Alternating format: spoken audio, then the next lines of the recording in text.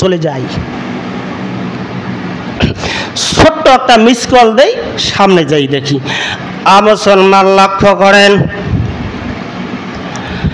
বিশ্বনবী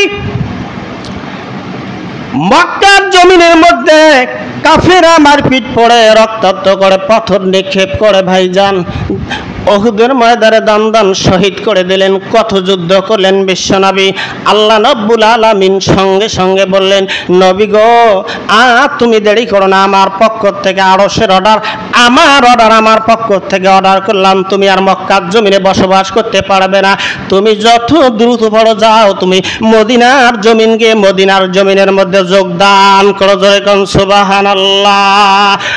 মুসলমান, মক্কার জমিনে যতদিন বিশ্বনবী ছিলেন, বাইতুল্লাহর মধ্যে দেখেন 360টা মূর্তি ছিল বাপজান। কতবার রাসূল সাল্লাল্লাহু আলাইহি সাল্লাম সেখানে গিয়েছে মূর্তি সরানোর জন্য। আল্লাহ রাব্বুল আলামিন জিবরাইল মারফত নিষেধ করে দিলেন, নবীজি ও বন্ধুগো, না না, এখন তোমার সময় হয় নাই, তুমি মদিনার জমিনে যাও, মদিনার জমিনে আগে যোগদান করো। মুসলমান, মদিনায় গিয়া একজন দুইজন করে করে সাহাবী যোগালেন। আর যখন মক্কা বিজয় করলেন, মক্কা বিজয় করে যখন মক্কার মধ্যে হেলমেট মাথায় ছিল, নবীজি চলে আসলেন বাইতুল্লাহ, সঙ্গে সঙ্গে আসলাম চাবির ঝোপাটা, আসলাম সঙ্গে সঙ্গে বিশ্বনবীর হাতে দিয়ে দেয়, বলেন সুবহানাল্লাহ।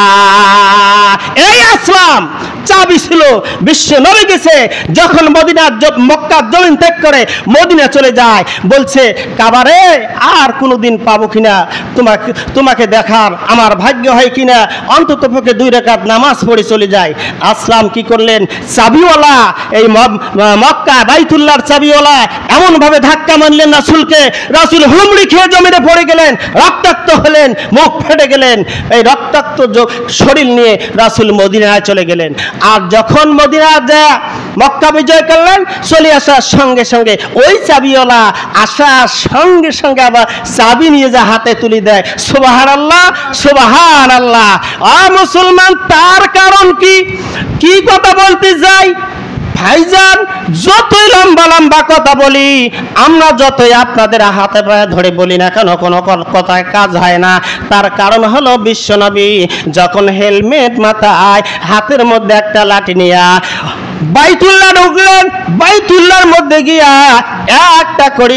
একটা করে মূর্তির মধ্যে ডাং বাঁধতেছে, আঘাত করতেছে আর পড়তেছে, কুল জাআল হাক্কু ওয়া যাহাকাল বাতিল ইন্নাল বাতিলা কানা যাহুকা। সত্যের সঙ্গে মিথ্যা থাকতে পারে না। একটা করে মারতেছে, চুরমার হয়ে যাচ্ছে, এক এক করে 360টা মূর্তি ভেঙে চুরমার করে দিয়ে বিশ্বনবী যখন 360টা মূর্তি 360টা মূর্তি যখন ভেঙে চুরমার করে দিলেন, সাহাবীদেরকে বললেন, সাহাবীরা তোমরা দেরি করো না, মূর্তিগুলো পরিষ্কার করো। পরিষ্কার করে কাবা পরিষ্কার করে বাইতুল্লাহর মধ্যে, কাবা এই বাইতুল্লাহর মধ্যে বিশ্বনবী প্রথম 2টি রাকাত নামাজ আদায় করলেন। বলেন সুবহানাল্লাহ। ঠেলার নাম কি? কোন পচিনে একদিন বাবাজি। ঠেলার নাম কি জানেন? ঠেলার নাম বাবাজি। চাবি দেয় না আর চাবি ধরি দাঁড়ায় আছে, মনে আছে? চাবি বিলি গেছে 2 রাকাত নামাজ পড়বে, রাসূলকে ধাক্কা দিয়ে ফেলে দিলেন, হুমড়িকে রাসূল জমিনে পড়ে গেলেন, বিশ্বনবীর ঠোঁট ফেটে গেলেন, রক্তাক্ত শরীর নিয়ে চলে গেলেন মদিনার জমিনে। আর সেই রাসূল আসার সাথে সাথে চাবি আগে ধরি দাঁড়ায় আছে। ঠেলার নাম মনে আছে? ওই যে গান গাইছি একটা, মনে আছে? গান করছি, ঠেলার ছোটে বদনা ফাটে আরো ফাটে নোটা,